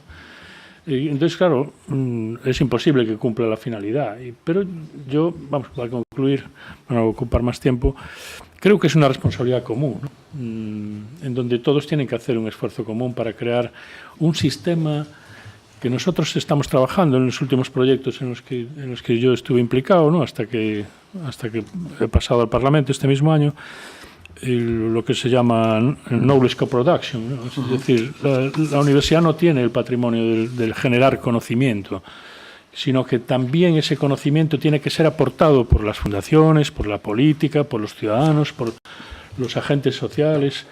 Es decir, todas aquellas personas que tienen interés en que el resultado de la investigación tenga un impacto real, ¿no?, en la mejora de un sistema social. Por tanto, yo creo que esta coproducción conjunta de conocimiento, que me gustaría que os sonara más que como un concepto así abstracto, y que os sonara más como un concepto práctico. Nosotros estamos trabajando en eso, nos reunimos con representantes de la Comisión Europea, con representantes de organizaciones no gubernamentales, con agentes sociales, con representantes de las organizaciones de la sociedad civil, y generamos conocimiento, operativizamos ese conocimiento, lo integramos parte en nuestros planes de investigación, y aquello que se sale un poco del alcance del proyecto, pues evidentemente lo aparcamos como base para generar un proyecto nuevo, en su caso, ¿no? Pero tiene que haber este fluir, ¿no? Si no lo hay, pues es muy complicado, ¿no? Nos quedaríamos en un debate eterno acerca del funcionamiento del Consejo Social o de otro órgano que venga a cumplir esa función, ¿no? Si consideramos que el Consejo Social está obsoleto y hay que pensar en otro modelo de funcionamiento, pues yo creo que los modelos es un tema central. No voy a ocupar más.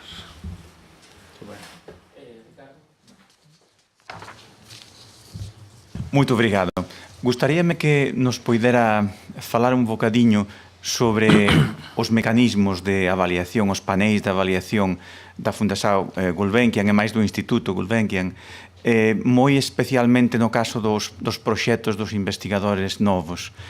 Concretamente, eu suspeito que isto está a ter tamén moita relación co grado de éxito tan grande que está a ter o Instituto en relación con as convocatorias internacionais do European Research Council, por exemplo, ou de alguna outra. Gracias. Queda unha última intervención en este turno. Hai alguna máis pedida? No, Andreu. Bueno, perdona, Andreu, porque aquí me salté a Luis, que lo tenía apuntado de antes. perdón. Un par de reflexiones breves. Creo que a veces estamos mezclando un poco mecenazgo con dinero privado, en el sentido de que hablamos mucho de empresas y creo que los conceptos son bastante diferentes, aunque en ciertos casos se pueden incluso llegar a solapar. Y esto lo he recordado porque ayer estaba en la Universidad de Utrecht, donde hice mi postdoctorado hace 20 años largos, y cuando yo era postdoc allí, un buen porcentaje de los doctorandos, incluido también mi contrato de postdoc, en el propio laboratorio estaban financiados por empresas, a veces en proyectos que les interesaban directamente, y otras veces simplemente por mantener actividad en un campo muy amplio donde luego les interesaba reclutar doctorados. Entonces,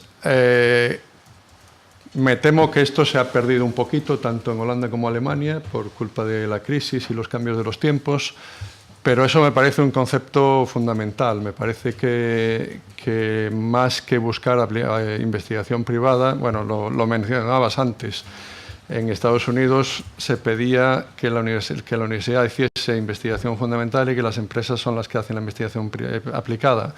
Pues el concepto es exactamente el mismo, es buscar contactos estratégicos con las universidades donde se sabe que se hace ciencia de calidad, como decía José Luis, para que se forme personal que luego pueda ayudar en la investigación aplicada de la empresa y luego se reclutará a los que parece que van a servir dentro de la empresa.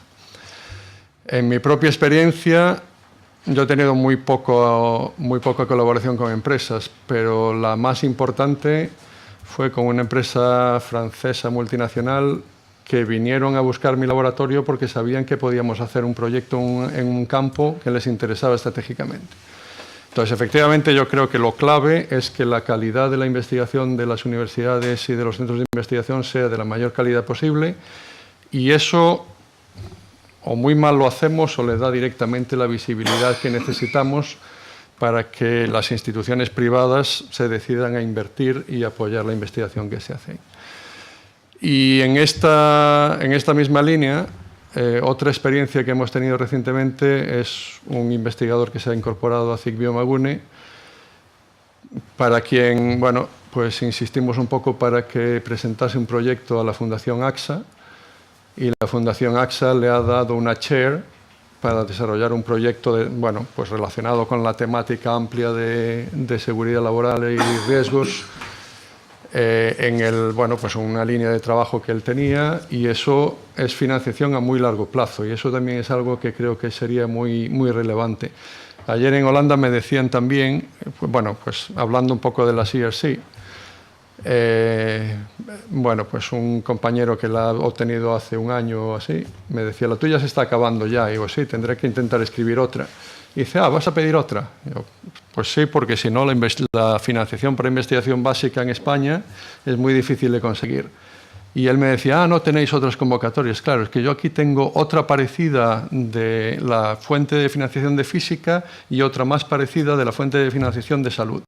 Entonces, claro, si los gobiernos no se deciden a apoyar de una forma decidida este tipo de proyectos a largo plazo, y estamos hablando de 5 años, que no es demasiado largo, pero que es más de lo que estamos habituados, pues creo que las fundaciones tienen un papel realmente importante aquí.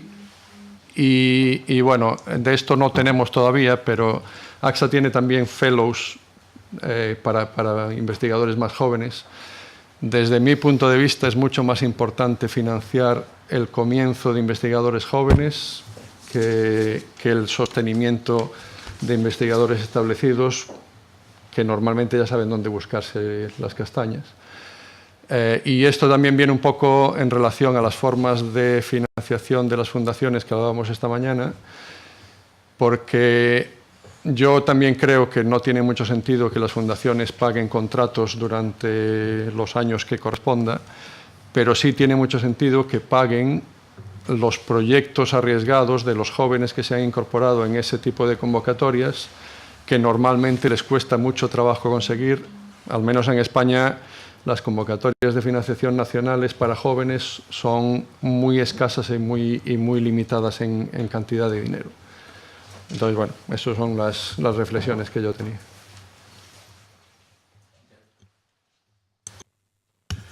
No, muy brevemente, porque se ha preguntado antes sobre las chairs. Las chairs en Estados Unidos es una forma más de constituir endowment, utilizando naming. Hay que poner el nombre del donante en alguna parte y se le pone de apellido de un profesor. Ya fui durante años el Louis Beckman profesor, y esto nunca me representó nada especial, ni tuve ninguna relación con los señores Beckman, excepto una vez que leí en el periódico que uno se había matado en un accidente de aviación. Envié una nota de condolencia y muy amablemente me contestaron. Eso fue todo lo que supe de los donantes. O sea, ellos habían dado a Harvard había puesto en el endowment y había puesto su nombre en una cátedra a una persona. En el caso de Europa, el nombre de chair se está utilizando para appointments más a corto plazo, y un ejemplo es el que acaba de mencionar el de las chairs de AXA, que no son para siempre, pero son un proyecto de investigación por un cierto número de años. Y en España es una cosa curiosa, porque se han creado chairs, me permiten decirlo de esta manera, sin bicho dentro. Se crea la chair sin persona. Se crea la chair y luego se va llenando, y a veces te encuentras con el antimodelo americano, porque tienes la chair ocupada por alguien que no es ni académico, que va de director de la chair, y es una forma de acabar incorporando a la universidad a gente que quieres incorporar en la universidad, pero no que pueden entrar por la vía académica. Bueno, no critico eso, pero quizá la palabra cátedra no debería utilizarse para esto, porque crea confusión. En algún caso que alguien de estas características va por el mundo diciendo que es el catedrático y no es ni doctor, casi. Y ya que estoy en esto y tengo la palabra, perdona, solo un par de observaciones más con cosas que se han dicho. La estabilidad, esta es una obsesión mía, no hay que igualar la estabilidad a la funcionalización. Es decir, hay el contrato temporal, el contrato permanente, que puede ser laboral, como es en Estados Unidos el de tenure. Si tú tienes un contrato laboral con ciertas condiciones especificadas en el contrato, pero no es que para ser permanente quiere decir que tienes que ser funcionario, y el cuadro legal español esto lo permite perfectamente. Y finalmente el Consejo Social. Yo creo que los consejos sociales hoy en día, su utilidad, que es positiva, no es negativa, es de intermediarios diplomáticos entre las consejerías y el órgano de gobierno de la universidad. A veces discutes con el rector a través del Consejo Social, el Consejo Social media, suaviza, intermedia, y esto funciona. Yo no digo que creo que el sistema mejora por eso, pero yo no diría que el Consejo Social hoy en día sea el órgano máximo de la universidad.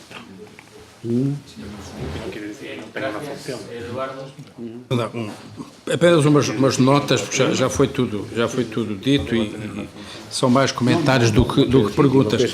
Relativamente a esta ideia da ciência, da ciência aplicada e da docência e da investigação que foi referido, e também foi dito pelo próprio, na ciência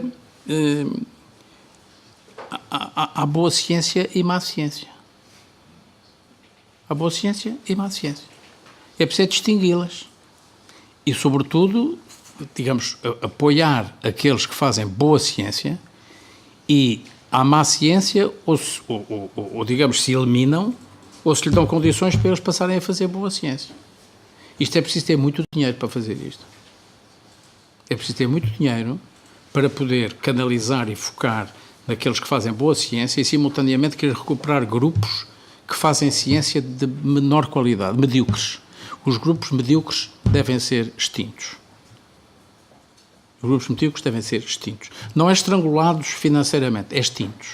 É uma medida mais higiênica. Em relação a quem é que faz investigação, o primeiro-ministro Major, em 92, salvo erro, se a memória não falha, transformou todos os politécnicos ingleses em universidades, o que foi um péssimo exemplo para a Europa, para o resto da Europa, porque se ficou convencido de que aquelas instituições se transformariam em instituições capazes também de fazer investigação, como faz Cambridge, Oxford, e o Imperial, e o King's College, e o University College, etc. O que aconteceu foi que, alguns anos depois, e ainda hoje se verifica isso, 85% do dinheiro da investigação vai para instituições que não são estas. Isto é, uma concentração enorme de recursos naquilo que são as instituições que fazem a boa ciência. Não quer dizer que não haja um politécnico ou outro que não tenha evoluído. Qual é melhor? O modelo da Gulbenkian ou o modelo da Ramon Areces? Eu acho que são todos bons, desde que atinjam os seus objetivos. Os objetivos definidos pelo fundador e os objetivos definidos ou redefinidos pelos responsáveis pelas instituições. Isto implica uma grande, uma atividade de avaliação muito continuada e muito bem feita. Eu já falarei dela relativamente, sobretudo, aos jovens. Mas as lógicas de intervenção das fundações dependem também de um fator que é a sua própria dimensão. Isto é muito diferente dispor de 50 milhões, ou de 500 milhões, ou de 5 milhões. São coisas, as lógicas de intervenção têm que ser adaptadas a isto.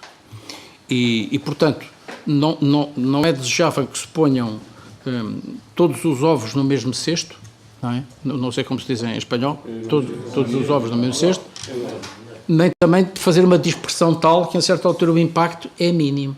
Por exemplo, o Howard Hughes verificou que podia combinar uma coisa com a outra. Penso que estou a dizer bem, André. O Howard Hughes combinou aquilo que foi uma atividade direta de um instituto com o manter os programas internacionais de apoio a grupos de investigação. Relativamente à seleção do reitor, que foi colocado aqui, já não sei quem foi que colocou o problema da questão da seleção do reitor. Como é que se seleciona o reitor? Eu sou um bocadinho crítico do sistema português, porque no sistema português o que aconteceu foi que o Conselho Geral tornou-se uma espécie de um pequeno parlamento. É um pequeno parlamento em que os professores estão representados, normalmente por 1, 2 ou 3 correntes de opinião dentro da universidade. Isto inquina, porque os professores deviam estar no Conselho Geral a título individual e não representando correntes de opinião. Correntes de opinião que, muitas vezes, nem sempre, mas por vezes, podem coincidir com correntes partidárias, o que é péssimo para a universidade, na minha perspectiva. E, portanto, a eleição do reitor é feita no Conselho Geral, feita por candidatura do próprio, que depois vota, e, quer dizer, olhando para, e conhecem aqui muitos dos reitores portugueses, olha-se hoje para os reitores portugueses, e os reitores portugueses, na sua esmagadora maioria, têm movem-se numa plataforma de qualidade elevada. São pessoas que têm uma grande dedicação à causa pública, são académicos, são pessoas com um trabalho feito em prol da universidade e em prol da comunidade e do país muito, muito relevante. Mas temos um sistema que pode escorregar, digamos, em certa altura pode entrar por eleição de quem não seja o mais adequado para que seja eleito por outras razões. Eu não conheço o funcionamento dos vossos conselhos sociais, mas percebi bem aquilo que foi dito. Os conselhos sociais devem definir essencialmente uma estratégia, porque quem faz verdadeiramente aquilo que depois veio a ser colocado muito bem por alguém, quando falou que o fundraising é muito diferente do financiamento das empresas, são coisas completamente distintas. Não se pode confundir o que é um contrato com uma empresa que vem à procura de conhecimento e de formação com aquilo que é um doador que entrega à universidade um quantitativo ao longo de X anos ou de uma vez só e que paga determinado investimento. São coisas completamente distintas e com lógicas de atuação completamente distintas. Os conselhos sociais, na minha perspectiva, deveriam era definir ou aprovar estratégias que lhes sejam propostas. A representação do sector A, B ou C das empresas, da política do Parlamento, dos museus, enfim, é um bocadinho uma coisa, como é dizer, é uma mistura às vezes um bocado explosiva, que pode-se dar o caso de não sair de lá nada de verdadeiramente consistente, não é? Então, é um jogo de soma nula. A certa altura podem-se anular todos uns aos outros. Não sei como é que funcionam, estou apenas a colocar-me como ignorante. Uma coisa muito relevante num setor destes, num conselho como este, é mostrar o que é que a universidade faz e o que é que faz de bem. Por exemplo, em Portugal, publicamente, o que aparece divulgado, designadamente pelos investigadores portugueses, só aparece quando o investigador ganha um prémio internacional. Quando ganha um prémio internacional é entrevistado por todos os jornais, vai à televisão 5 vezes, explica isto, aquilo e aquilo, que as pessoas depois não percebem nada do que ele está a dizer, porque fala uma linguagem muito fora do contexto. Mas não há uma estratégia de comunicação das universidades. E a estratégia de comunicação é absolutamente essencial para credibilizar e para informar. Quanto à avaliação dos jovens, o Instituto Gulbenkian de Ciência tem um Scientific Advisory Board, que é composto só por pessoas de fora do Instituto e de fora de Portugal, que uma vez por ano faz uma avaliação do Instituto. Todos os anos faz uma avaliação. Portanto, reúne-se em Portugal, está uma semana em Portugal, fala e entrevista os PIs, os Principal Investigator, entrevista-os todos e no final emite um parecer. Emite um parecer que é apresentado ao Conselho da Fundação Gulbenkian e que depois é transmitido ao diretor do Instituto. Portanto, o Scientific Advisory Board não reporta ao diretor, reporta ao Conselho de Administração da Fundação. E aí, obviamente que os grupos mais jovens têm uma atenção muito especial, porque há grupos que o Scientific Advisory Board diz este é melhor interromper. E, portanto, interrompe-se um determinado grupo que esteja a funcionar, favorecendo outros ou reorganizando o próprio Instituto internamente entre as várias vertentes. A última questão é muito esta da diferenciação entre o fundraising e o financiamento das empresas. As empresas, quando elas também têm estratégia, sabem qual é o conhecimento de que necessitam. Ou pelo menos têm uma ideia o que é que precisam. Ou a ideia do que é que pretendem vir a fazer. E ir buscar... Eu acho que a situação é muito diversificada. Há empresas que são capazes de ir à universidade e dizer, por exemplo, há um setor em Portugal que é um setor de enorme sucesso nos últimos anos, que é o setor do calçado. O calçado hoje tem, para um país como o nosso, tem algum significado, exporta qualquer coisa como 2.500 milhões de euros, que numa economia portuguesa tem algum peso, e aqui o setor organizou-se. O setor do calçado organizou-se e dirigiu-se à universidade e foi capaz de trazer da universidade a informação e o conhecimento de que necessitava.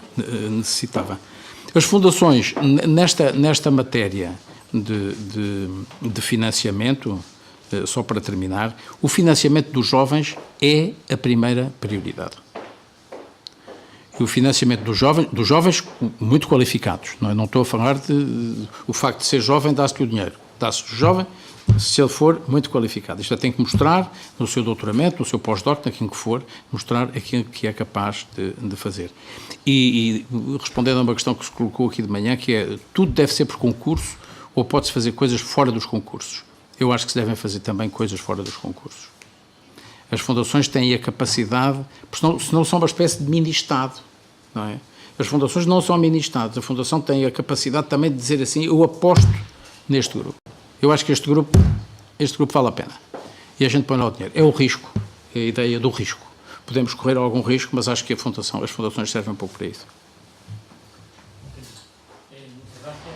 Finalizamos esta sesión que ha sido también muy interesante y muy rica tanto en la presentación como en el debate y pues creo que merece un aplauso por nuestro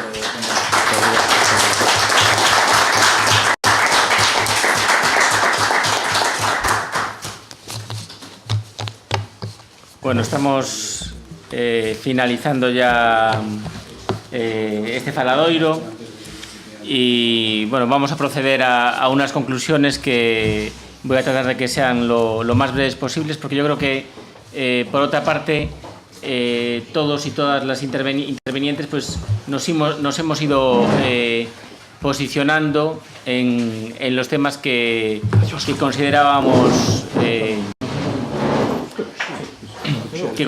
fundamentales, ¿no? Entonces, pues yo en primer lugar diría que creo que el faladoiro ha conseguido el objetivo, en el sentido que mi impresión es que hemos debatido sobre temas conocidos y en ese sentido puede ser tal vez un poco menos interesante, pero hemos debatido sobre temas conocidos desde una perspectiva, yo creo que nueva en el sentido de que hemos dialogado con realidades como por ejemplo la realidad anglosajona y sobre todo la norteamericana, que a lo mejor que muchos no conocíamos tanto, y sobre todo porque yo creo que la novedad del tratamiento de los temas tiene más que ver con las incertezas del presente y del futuro, ¿no? Y yo creo que esto es lo que convierte a temas, entre comillas, clásicos o viejos en temas con una potencialidad importante de ser nuevos, ¿no? Porque estamos ante un futuro incierto y un futuro incierto puede generar miedo o puede generar perspectivas de oportunidades que no son habituales, ¿no? Y esta es la cuestión un poco que está por diseñar, ¿no? Teniendo yo creo que también ciertas precauciones sobre no querer cerrar todo en el diseño que sobre este tema hagamos del futuro, porque eso sería también equivocado y ese futuro tendremos que construirlo con pruebas, ensayos, errores y ajustes, ¿no? Eso por un lado. Por otra parte, yendo ya a los temas más concretos, diría que en una primera parte hemos profundizado mucho en la cuestión del mecenazgo. Tenemos bastante claro que aquí tenemos una tradición de mecenazgo en nuestro ámbito, digamos, estatal, español, y en el europeo occidental. Parece también claro que ese mecenazgo tiene mucho más que ver con las fundaciones que con las iniciativas de tipo individual. Y parece, por decirlo coloquialmente, que estamos en determinadas prácticas a años luz de lo que serían las prácticas del mecenazgo en Norteamérica y fundamentalmente en los Estados Unidos.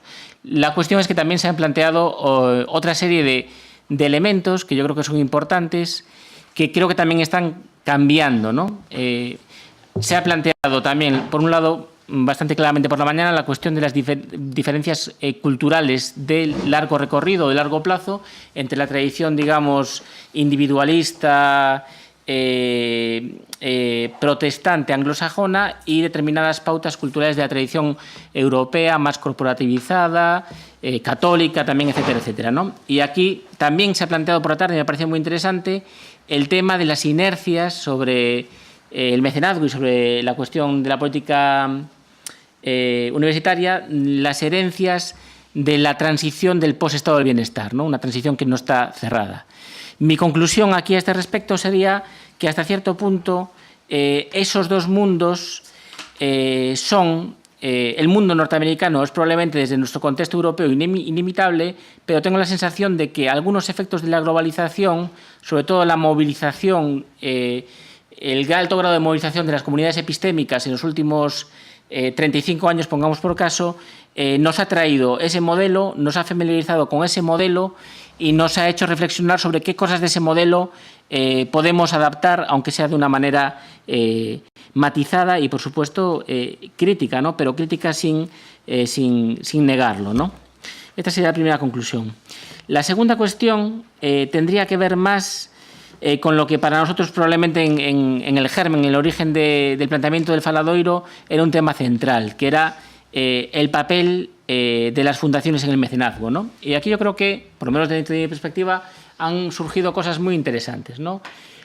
Ha surgido, a mí particularmente me ha quedado claro que el papel fundamental de las fundaciones de las que se ha hablado aquí y las que se han presentado aquí de una manera reflexiva tenía que ver sobre todo con la financiación de la investigación universitaria a través fundamentalmente de proyectos. Y eso parece que esa línea está bien asentada y se va a mantener. Lo que está en discusión aquí es la cuestión de si estas fundaciones deben o no continuar con su política de financiación de investigadores individuales jóvenes. Esto porque no está muy claro si estos esquemas han sido exitosos o no, o si realmente están suplantando algún tipo de función que debía ser financiada por los poderes públicos o si se debe de buscar fórmulas de compatibilización, etcétera, ¿no?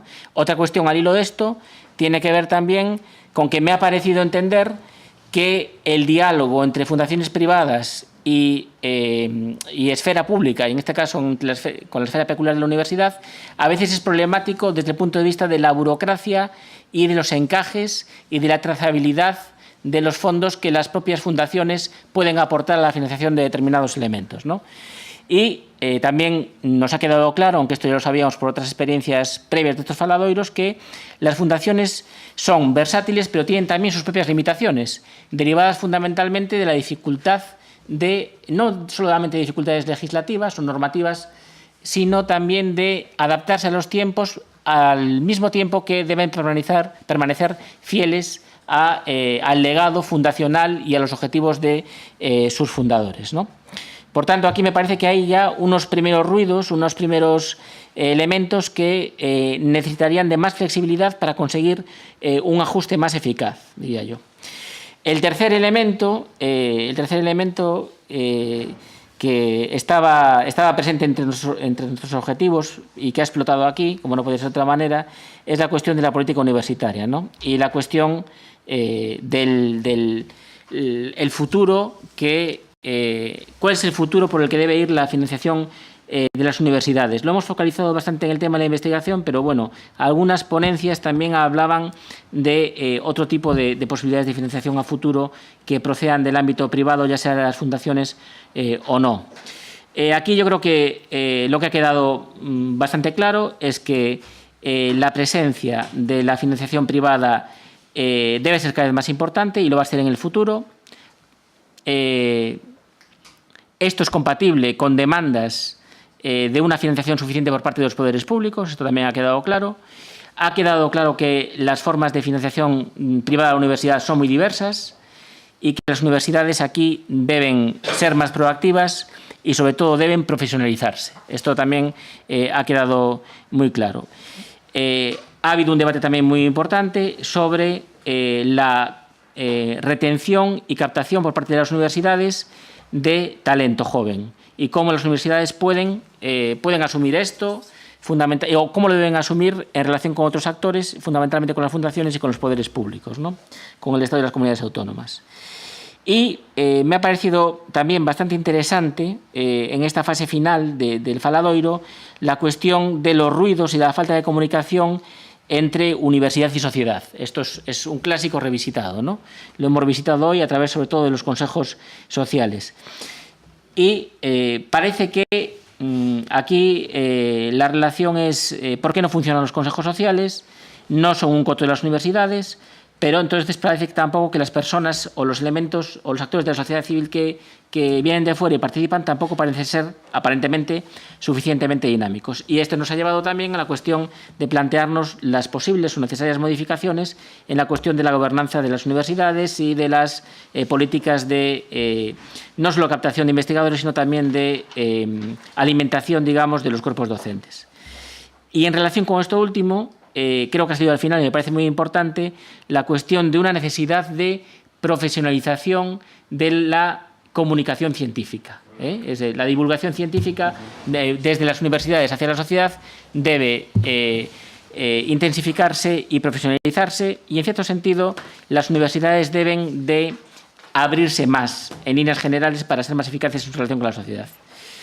Lo que tal vez menos me gusta de este faladoiro, desde una perspectiva personal, es que creo que, como suele pasar y es muy difícil de evitar, hemos seguido haciendo, aunque no solamente, más diagnosis que propuestas, tal vez, ¿no?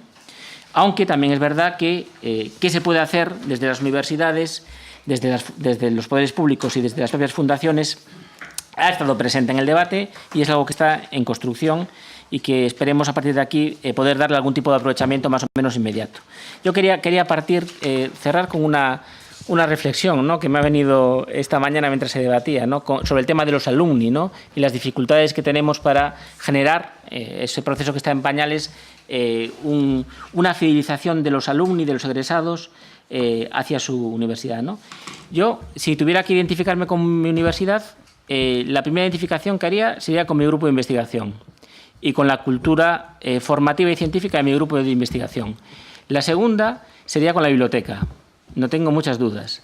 Pero lo que más me preocupó de mi reflexión esta mañana es que una de las identificaciones más fuertes que he tenido con mi universidad ha sido desde el momento en que mi universidad me ha permitido llevar a mi hija a una guardería, utilizar para... Es decir, me parece significativo que la identificación de una persona con su institución tenga que ver con la parte, digamos, social corporativa de la propia... con la parte...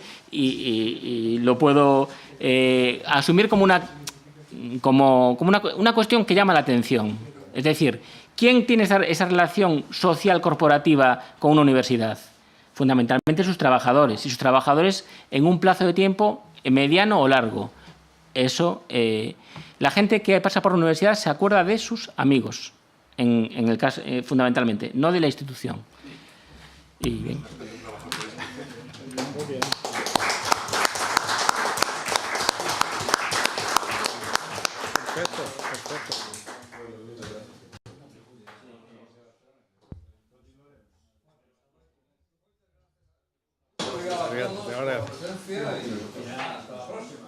Sí, sí.